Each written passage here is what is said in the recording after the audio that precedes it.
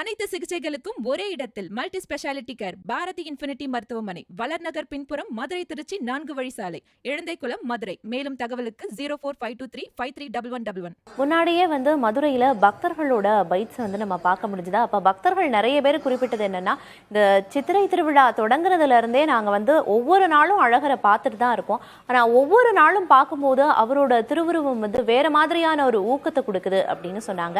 அழகரோட திருவுருவம் பத்தி குறிப்பிடுங்க சார். முடிச்சோதியாய் உனது முகச்சோதி மலர்ந்ததுவோ, அடிச்சோதி நீ நின்ற தாமரையாய் அலர்ந்ததுவோ, படிச்சோதி ஆடையோடும் பல்கலனாய் நின் பைம்பொன் கடிச்சோதி கலந்ததுவோ, திருமாலே கட்டுரையே என்று நம்மாழ்வார் அழகருடைய அழக பாடுறார். அங்கமாக பார்த்து ஒவ்வொன்றும் ஒரு தாமரை பூத்தார் போலே, உனக்கு மட்டும் எப்படி இவ்வளவு அழகா இருக்குன்னு கேட்பது போலே, ஒரு தாமரை பூ கொத்திற்கு பொன்னாலான பீதாம்பரம் அணிவித்தால் எப்படி இருக்குமோ அது மாதிரி அழகர் இருப்பார்னு சொல்லப்படுது. அவருடைய கனிவாயை தாமரையோடும், கண்களை தாமரையோடும், முகத்தை தாமரையோடும், கைகளை தாமரையோடும், திருவடிகளை தாமரையோடும் ஒப்பிட்டெல்லாம் பாடி வருவார்கள். அந்த விதத்தில தோள் மட்டுமே அழகாக இருக்கக்கூடிய இவருக்கு திருமேனி முழுவதுமே அழகு. அதனால தான் இவரை அழகர் என்ற விசேஷமான பெயராலே அழைக்கிறார்கள். இன்னும் சொல்ல போனால் மதுரை சேர்ந்திருக்கக்கூடிய எல்லா தெய்வங்களுமே அழகராகத்தான் பார்க்கிறோம். சுந்தரேஸ்வரர், சொக்கநாதர்னு பேரு. சொக்கர் என்பதே அழகைத்தான் குறித்து வருகிறது. அதனால தான் வடமொழியில சுந்தரர், சுந்தரேஸ்வரர்னு சொல்றோம். அழகினுடைய முழு வடிவமாக இருக்கக்கூடியவர். அதே மதுரையில் இருக்கக்கூடிய திருமாலுக்கு கூடல் அழகர்னே பேரு. இவர் கள்ளழகர். இப்படி அந்த பிரதேசத்துல இருக்கக்கூடிய எல்லா இறை வடிவங்களையும் அழகு என்ற அந்த ஒரு தன்மையில தான் கொண்டு போய் வைக்கிறோம். அந்த விதத்தில் கள்ளழகர். இவர் அந்த அடியார்களுடைய மனசை கொள்ளை கொள்ளக்கூடியவர், கள்ளத்தனத்தாலே கொள்ளை கொள்ளக்கூடியவர். அதனால் இந்த பெயர் ஏற்பட்டதாகவும் சிறப்பு காரணங்களாக சொல்லுவாங்க.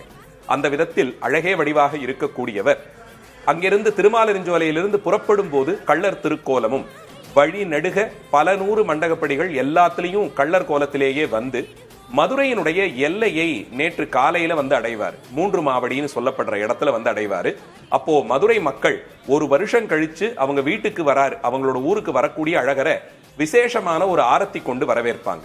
நாமெல்லாம் சுவாமி வீதியில வராரு, திருவிழா நடக்குதுன்னா ஒரு தட்டுல தேங்காய் பழம் வெத்தலை பாக்கெல்லாம் வச்சு கொடுத்து ஒரு கற்பூர தீபாராதனை பண்ணுவாங்க இல்லையா. மதுரையில விசேஷமாக ஒரு சின்ன செம்புல முழுக்க நாட்டு சர்க்கரை கொண்டு நிரப்பி அதுல கொஞ்சம் சுக்கு பொடி பண்ணி போட்டு, ஏன்னா வெயில் அவ்வளவு தூரம் தாண்டி வராரு, வாயில் அந்த ஒரு ஈரத்தன்மை இருக்கணும், அதனால அதுல கொஞ்சம் சுக்கு சேர்த்து போட்டு அந்த செம்பினுடைய கழுத்து வரையில் இந்த நாட்டு சர்க்கரையால் நிரப்பி அதற்கு மேல ஒரு வாழை இலை கொண்டு கட்டுவாங்க. அந்த செம்பனுடைய வாயை வாழை இலை கொண்டு மூடி அதன் மேல ஒரு கற்பூரத்தை ஏற்றி வைத்து இதைத்தான் காமிப்பாங்க.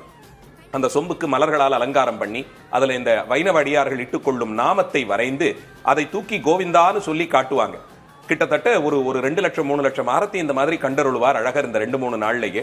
இதுதான் அவரை வரவேற்பதற்கான விசேஷமான ஒரு விஷயமாக இருக்க பார்க்கிறோம். அது முடிந்ததுக்கு அப்புறமா அதுல இருக்கிற அந்த சர்க்கரையை கூடியிருக்கிற அடியார்களுக்கு விநியோகம் பண்ணிட்டு கொஞ்சத்தை வீட்டுக்கும் கொண்டு போவாங்க. அந்த விதத்தில அது ஒரு விதத்தில் திருஷ்டி சுத்தி போடுற மாதிரியுமே சொல்லப்படுது.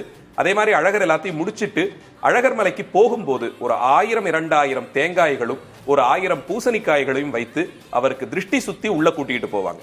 அவ்வளவு அழகு, அவ்வளவு கண் திருஷ்டி பட்டுடும். அது களைந்ததுக்கு அப்புறமா தான் ஒரு ஊருக்குள்ள வரணும்னு அழகர் மலையில இவ்வளவு தூரத்திற்கு ஒரு ஆர்ப்பாட்டமாக அவரை வரவேற்பாங்க.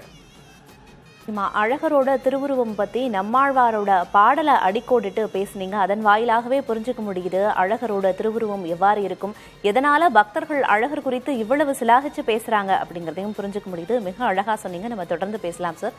அடுத்ததாக மேடம் நீங்க சொல்லுங்க, நீங்க மதுரையில இருந்தே இணைஞ்சிருக்கீங்க. பொதுவா இந்த சித்திரை திருவிழா அப்போ மதுரை எந்த அளவுக்கு விழாக்கோலம் பூண்டிருக்கும்? என்னதான் நம்ம திரை வாயிலாக பார்க்கறதுக்கான பல்வேறு வாய்ப்புகள் இருந்தாலும் கூட நேரடியா நீங்க நிச்சயமா போயிருப்பீங்க. அந்த அனுபவம் குறித்து விவரிக்க முடியுமா? நிச்சயமா. எப்பவுமே என்னதான் இருந்தாலும் நீங்க சொன்ன மாதிரி சில விஷயங்களை நம்ம நேரடியா போய் பார்க்கும்போது கிடைக்கக்கூடிய மகிழ்ச்சிக்கு எல்லையே இல்லை இல்லையா? அப்படிதான் மதுரையில் இருக்கக்கூடிய மக்களும்.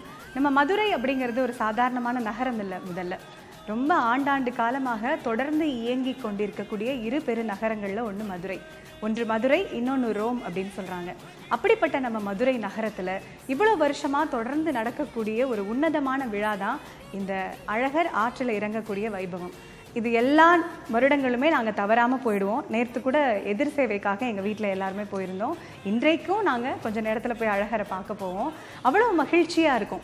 இங்கே இருக்கிற மக்கள் அழகரை எப்படி வரவேற்கிறாங்க, எப்படி நினைக்கிறாங்கன்னா, தன்னுடைய வீட்டில் ஒருத்தராக, தன்னுடைய வீட்டுக்கு வரக்கூடிய ஒரு உறவினராக, அவங்களுக்கு பிடிச்ச ஒரு உறவின் பெயரால் தான் அவங்க அழைச்சிப்பாங்க.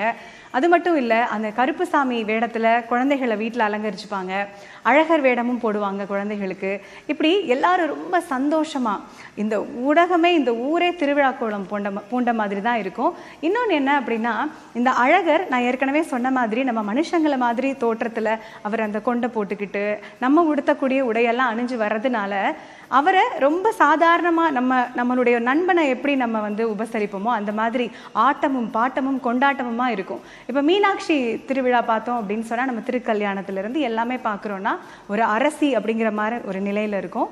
பட் அழகர் திருவிழா அப்படிங்கிறது ரொம்ப ஒரு அடிப்படையாக இருக்கிற மக்களும் ரொம்ப உற்சாகமாக கொண்டாடுற மாதிரி, ரொம்ப அவங்களும் அவரோட சேர்ந்து ரொம்ப மகிழ்ந்து ஆடி பாடி கொண்டாடி தண்ணீரை பீச்சி அடித்து அவ்வளவு மகிழ்ச்சியோடு கொண்டாடுவாங்க. 10 லட்சத்துக்கும் அதிகமான மக்கள் ஒவ்வொரு வருஷமும் வந்துக்கிட்டே இருக்காங்களே தவிர அவங்களுக்கான கூட்டம் குறையவே இல்லை. அந்த அழகருடைய அழகை நேரில் ஒரு முறையாவது பார்த்துட மாட்டோமா அப்படிங்கிறது தான் உலகெங்கிலும் இருக்கக்கூடிய எல்லா பக்தர்களோட ஆசையாகவும் இருக்குது. அந்த விதத்தில் மதுரையில் நாங்கள் இருக்கிறதுக்கு ரொம்ப பெருமையாகவும் மகிழ்ச்சியாகவும் உணர்றோம். அனைத்து சிகிச்சைகளுக்கும் ஒரே இடத்தில் multi speciality care Bharathi infinity மருத்துவமனை, வளர்நகர் பின்புறம், மதுரை திருச்சி 4 வழி சாலை, இழந்தைக்குளம், மதுரை. மேலும் தகவலுக்கு 0452353111.